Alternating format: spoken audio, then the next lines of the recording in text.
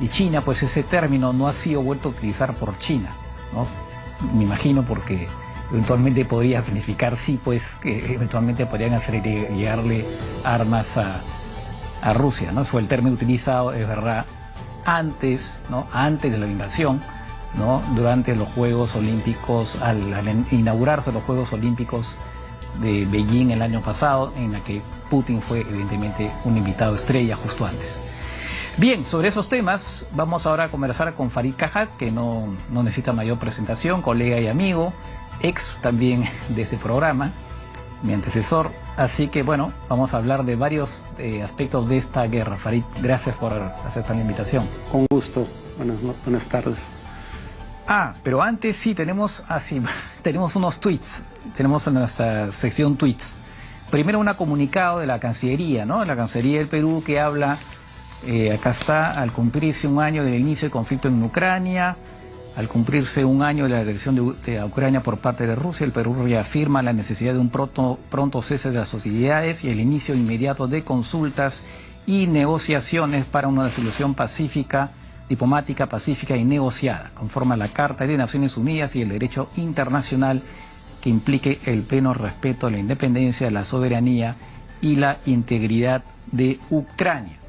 El Perú también, bueno, no va a leerlo todo, pero también reitera la agresión. En fin, el Perú está en línea efectivamente con la mayoría de los países que otra vez volvieron a votar ayer en la Asamblea General de Naciones Unidas en contra, ¿no?, condenando la invasión rusa y llamando a su retiro de Ucrania.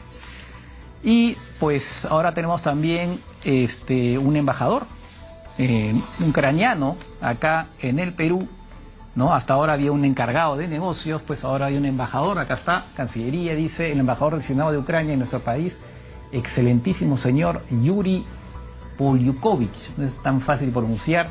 Entregó hoy al director general de Protocolo y Ceremonial del Estado de Cancillería de Perú las copias de sus cartas credenciales. Así que bueno, vamos a la representación diplomática, ahí lo tienen precisamente, de Ucrania, pues pasa a otro nivel. Muy bien, ahora sí, Farid, antes de hablar un poco lo que podría ser la guerra, digamos, repasando lo que ha pasado desde hace un año, se puede decir que Putin se equivocó en todo, ¿no? O en casi todo. Se equivocó respecto de sus propias fuerzas, se equivocó respecto de Ucrania y se equivocó también respecto de la posición de los occidentales. Bueno, el parte del problema con el planeamiento de una guerra es que habitualmente se hace con base en lo que ocurrió en la guerra anterior o alguna guerra en condiciones similares. Entonces, claro, si uno piensa en términos de qué ocurrió en 2014, Rusia encuentra, digamos, resistencia significativa en el Donbass, pero virtualmente no la encuentra en Crimea. Y cuando decide anexar la península de Crimea, las sanciones occidentales ni son de gran calado ni se sostienen en el tiempo. Basado en esa experiencia, presumo que creyó que esto iba a ser una reedición de lo que ya había ocurrido. Pero, claro, hay quienes creen que la naturaleza del régimen político ayuda a entender el horror de cálculo, ¿no? Porque obviamente uno tendría que estar atento a las señales de que las cosas pueden ser distintas en el futuro. ¿Qué está cambiando? ¿Por qué Putin no percibe eso de manera adecuada? Porque estamos ante un régimen en el cual, digamos, él ejerce un poder omnímodo. Y para acceder a altos cargos en el gobierno hay que estar en buenos términos con él.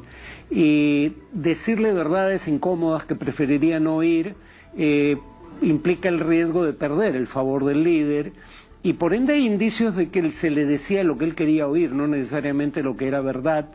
La prueba de eso es que, digamos, creyó que esto iba a durar solo días. Lo sugiere, por ejemplo, un editorial de la agencia oficial rusa Novosti, que 2 días después de iniciar la invasión ya daba por ganada la guerra. La prueba de que pese a eso sigue siendo un actor racional es que cuando se da cuenta de que esa ofensiva inicial sobre Kiev fracasa, decide cambiar los objetivos de la guerra y centrarse más en el Donbass y el corredor terrestre que une el este de Ucrania con la península de Crimea. pero incluso con esos fines acotados le está yendo mal. Claro. Ahora, también se dice que, como justamente tiene un poder, digamos, omnímodo y también solitario, ¿no? Se dice que muy pocos en Rusia sabían que se iba a producir la invasión, ¿no? Incluso, según el Financial Times, este diario dice que el propio Lavrov, ministro de Relaciones Exteriores de Rusia, recibió una llamada a la 1 de la mañana, el 24, para decirle que ya estaba, que se iba a iniciar la invasión. Él ni siquiera lo sabía y que aparentemente solamente un círculo muy estrecho y eventualmente, y claro, eso significa que preparar una ofensiva en esas condiciones, cuando gran parte del ejército no lo sabe, es también sumamente complicado, ¿no?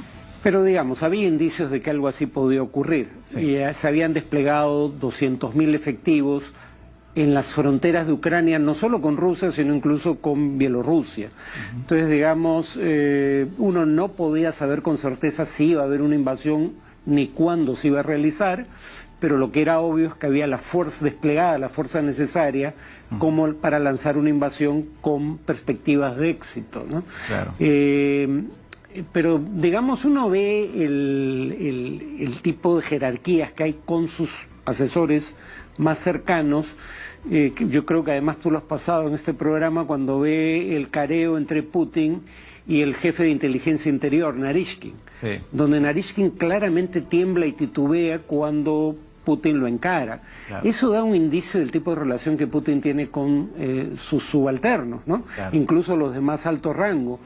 Y en cuanto a la soledad de Putin, estaba graficada en la mesa en la cual se sentaba para recibir visitantes o dignatarios extranjeros. Es una mesa alargada de unos 10 metros y Putin se ponía en un extremo y el visitante en el extremo opuesto. Por ejemplo, el presidente francés, Macron, ¿no? O sea, a 10 metros literalmente de Putin. Ahora sigue usando la misma mesa, pero ya no se sientan él y el visitante en los extremos, sino se sientan frente a frente. Claro. Porque, como digo, es una mesa alargada, no cuadrada. Claro, claro. Ahora, sobre lo que ¿qué puede venir ahora? Veamos primero el asunto en el frente, ¿no? Se habla efectivamente de que Rusia ya empezó una especie de ofensiva en la que está avanzando muy poquito, una especie de batallas a la Primera Guerra Mundial, ¿no? Donde avanzas algunos metros a costa de perder pues una cantidad enorme de soldados, de material, ¿no? Y después se anuncia también una ofensiva ucraniana. ¿Cómo ves tú qué puede pasar en las próximas semanas, en los próximos meses? Es difícil saberlo, pero lo primero que habría que decir es que si esto es el inicio de una ofensiva rusa, no está impresionando a nadie, ¿no? O sea, el cálculo de la inteligencia británica es que Rusia ha perdido cerca de 200.000 efectivos, de 40 a 60.000 de ellos fallecidos. Y lo que está capturando en el proceso de perder tantas tropas son unos cuantos miles de metros cuadrados en ciudades como Bakhmut, que no son particularmente importantes. Si eso es lo que puede hacer Rusia, francamente no le auguro mayor éxito a la ofensiva rusa. También tengo dudas, para ser honesto, sobre la ofensiva ucraniana. Me temo que hay un gran riesgo de que este sea un conflicto estancado, como viene siéndolo por ahora. Pero en todo caso, Ucrania tiene una opción que de prosperar podría cambiar el curso de la guerra. Lo pongo en condicional porque tampoco estoy tan seguro de que vaya a funcionar, porque el armamento nuevo que va a recibir Estados Unidos no es suficiente como para ser decisivo. O sea, Ucrania tenía más de 1.000 tanques al inicio de la guerra, va a recibir menos de 200. Claro, son de mejor calidad, pero por sí solos y sin el acompañamiento de, por ejemplo, entrega de aviones de combate, no parece suficiente como para detener la ofensiva rusa, pero no para lanzar una ofensiva con probabilidades de éxito. La única ofensiva ucraniana pero el problema es que hay demasiada anticipación de eso como para que sorprenda a nadie en caso de ocurrir, o sea, presumo que Rusia se está preparando para eso, sería una ofensiva no en el Donbass, sino hacia el sur, romper el corredor terrestre que une el Donbass con Crimea, o sea, atacar hacia el sur por tomar Maritopol y, claro, dejar a las tropas rusas al oeste de la ofensiva aisladas, probablemente obligándolas a replegarse hacia Crimea y haciendo Crimea vulnerable, ¿no? Claro. Si llegara a hacer eso, eso podría ser algo que cambie la guerra. Pero incluso en ese escenario, yo creo que Ucrania tiene una causa justa, que es una víctima de agresión. Cuando digo lo que voy a decir no es porque exprese mis deseos, pero el tema es que esta es una guerra en la cual solo una de las partes tiene la capacidad de destruir a voluntad la infraestructura civil de la otra. Y eso le da una carta de negociación muy importante a Putin. Claro. Y además también lo que Putin, digamos, se confía es que tiene, pues, una capacidad, digamos, de soldados mucho mayor. Claro, es verdad que mueren a montones, y también él está apostando a eso, y apuesta también que va a llegar un momento que los occidentales se van a llegar a cansar. Hasta ahora la unidad se mantiene, pero llega un momento que esto no puede ser, ya no va a ser sostenible. Entonces seguramente el cálculo de Putin va por ahí, ¿no? Digamos, sí, cantidad de soldados que los envía, mueren a montones, pero no importa, tiene un montón. Y encima ya pues los occidentales comienzan a decir, ya pues ¿hasta cuándo va a durar esto, no? Sí, bueno, de hecho creo que lo mencionaste en el programa, porque sigo el programa, ya empieza a cambiar la opinión pública en Occidente, y eso es preocupante, ¿no? Sí. O sea, no es que no crean en la justicia de la causa ucraniana, pero creen que ya es tiempo de pensar en una forma de salida política a la crisis y poner fin a la guerra. Y eso es preocupante porque electoralmente quien se ha beneficiado de ese sentimiento es una derecha radical que en el mejor de los casos tiene una actitud ambigua frente a la agresión rusa, porque muchos de ellos eran aliados de Putin antes de esta guerra. Por ejemplo, salió en el reportaje inicial Giorgia Meloni, la jefa de gobierno italiana. En su honor, ella tenía una posición clara y firme respecto a la agresión rusa desde un primer momento. Pero ¿quiénes son sus aliados de gobierno? Prorrusos, claro. La Liga y Forza Italia, cuyos líderes claramente han tenido posiciones cercanas a Putin. De hecho, Berlusconi lo dice abiertamente, soy un gran amigo de Putin. Y en el caso de la Liga, también el líder de la Liga usaba polos con el estampado del rostro de Putin. Entonces, el apoyo de fuerzas de derecha radical, en la medida en que obtengan triunfos electorales y accedan al gobierno en un número mayor de países a Ucrania, es bastante más limitado. El costo económico de la guerra no es tan alto, salvo para Ucrania, como para que sea un factor decisivo en la decisión de buscar una solución negociada.